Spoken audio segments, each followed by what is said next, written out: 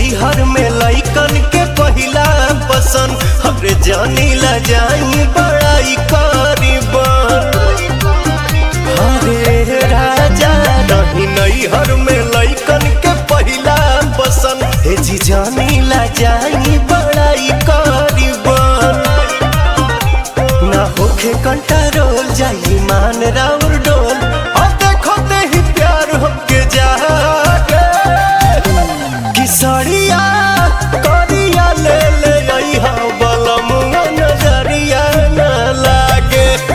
सरिया करिया ले ले अइहा बलमुआ नजरिया न लागे।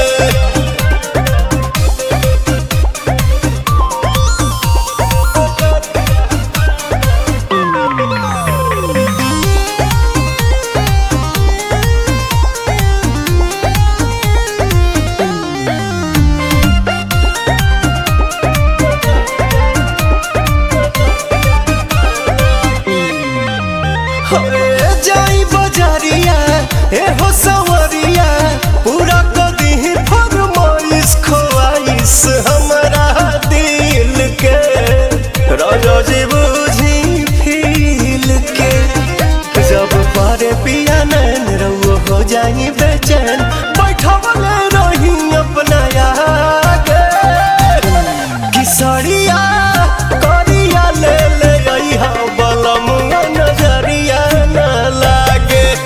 सरिया करिया ले ले अइहा बलमुआ नजरिया न लागे।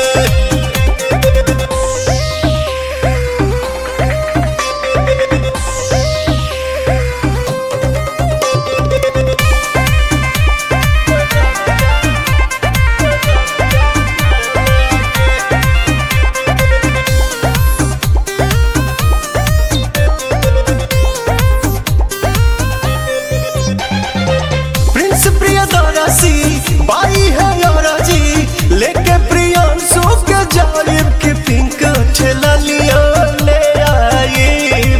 पिया न चुड़िया भुलाई, प्यार करम हर दिन पवन हो जाए मलिन।